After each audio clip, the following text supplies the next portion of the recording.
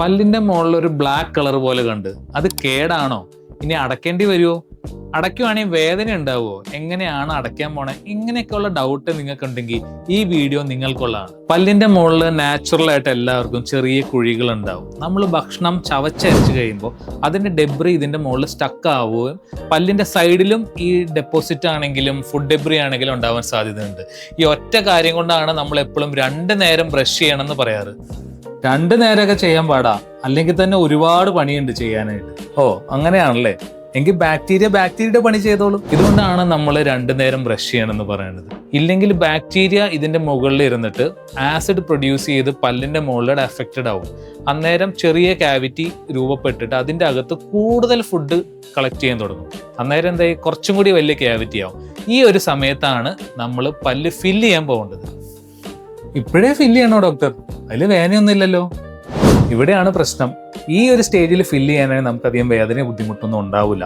വെച്ചുകൊണ്ടിരിക്കുമ്പോഴാണ് അത് ഡീപ്പർ ലെയേഴ്സിലേക്ക് പോകും. പല്ലിന്റെ ഇനാമൽ, ഡെന്റിൻ, ഈ ലെയർ എല്ലാം ക്രോസ് ചെയ്ത് അകത്ത് പൾപ്പ് എന്ന് പറയുന്ന മജ്ജയുടെ തൊട്ടടുത്തെത്തും. ചൂടോ തണുപ്പോ എല്ലാം കഴിക്കുമ്പോഴും അല്ലെങ്കിൽ പല്ല് കടിക്കുമ്പോഴൊക്കെ ആ വേദന തുടങ്ങുന്ന സ്റ്റേജ് ഇത്രയും ഡീപ്പ് ആകുമ്പോഴേ തന്നെ. ഈ സ്റ്റേജിലാണ് പലരും ട്രീറ്റ്മെന്റ് തേടി പോകുന്നത്. അത്രയും ഡീപ്പായ ഒരു ക്യാവിറ്റി നമുക്ക് ഇന്നത്തെ കാലത്ത് അടയ്ക്കാൻ കുറച്ച് ബുദ്ധിമുട്ടായിരിക്കും. റൂട്ട് കനാൽ പോലെയുള്ള ചികിത്സകളിലേക്ക് നമ്മൾ പോകേണ്ടി വരും. അന്നേരമാണ് നിങ്ങൾക്ക് വേദന അല്ലെങ്കിൽ ചെലവ് എല്ലാം കൂടുന്നത്. അതിന് മുന്നേ നമ്മൾ ഈ പ്രശ്നം മനസ്സിലാക്കി ഒരു ഡെന്റിസ്റ്റിന്റെ അടുത്ത് പോയി ഫില്ല് ചെയ്യുവാണെങ്കിൽ ഈ പ്രശ്നങ്ങൾ ഒഴിവാകും. പല്ലിന് ക്യാവിറ്റി അടയ്ക്കാൻ നമ്മൾ പോയി കഴിഞ്ഞാൽ എങ്ങനെയാണ് അത് അടയ്ക്കുന്നത്? പല്ലിന്റെ മുകളിലുള്ള കേട് ക്ലിനിക്കിൽ നമ്മൾ പരിശോധിക്കും, എത്രമാത്രം ഡെപ്ത് വന്നിട്ടുണ്ട്. ചില കേസുകളിൽ എക്സ്റേ എടുത്ത് നോക്കേണ്ടി വരും. എക്സ്റേ എടുത്താലാണ് അതിന്റെ ആഴം നമുക്ക് കറക്റ്റായിട്ട് കാണാൻ പറ്റും. ആഴം അനുസരിച്ചിട്ട് നമ്മൾ ഡയമണ്ട് ബർ എന്ന് പറഞ്ഞൊരു സാധനം, ഇത് ഈ കറങ്ങണ സാധനം ഉപയോഗിച്ച്, അതായത് സ്റ്റെയിൻലെസ് സ്റ്റീൽ ബ്ലാങ്കിന്റെ മുകളിൽ ഡയമണ്ട് അബ്രസീവ് പാർട്ടിക്കിൾസ് ആണ് ഈ സാധനത്തിനുള്ളത്. ഇത് പല്ലിന്റെ മുകളിൽ ഉരസുമ്പോഴാണ് പല്ലിന്റെ മുകളിലെ ചെറിയ കേടുകൾ നമുക്ക് ഗ്രൈൻഡ് ചെയ്ത് കളയാൻ പറ്റുന്നത്. ഇത് നമ്മൾ അറ്റാച്ച് ചെയ്യണത് 2 lakhs to 3 lakhs RPM കറങ്ങുന്ന ഈ മെഷീനിലാണ്. ഈ ഒച്ചയല്ല നിങ്ങളുടെ പ്രശ്നം. ഈ ഒച്ചയ്ക്ക് കാരണം എന്ന് പറഞ്ഞാൽ ഇതിൻ്റെ അകത്ത് കംപ്രസ്ഡ് എയറും കൂടി വരുന്നുണ്ട്. അത് കറങ്ങുന്ന സൗണ്ടും എന്നുള്ളൊരു ഒച്ച വരുമ്പോഴാണ് പലർക്കും ഒരു ബുദ്ധിമുട്ട്. ഇത് പേടിക്കേണ്ട ഒന്നുമില്ല.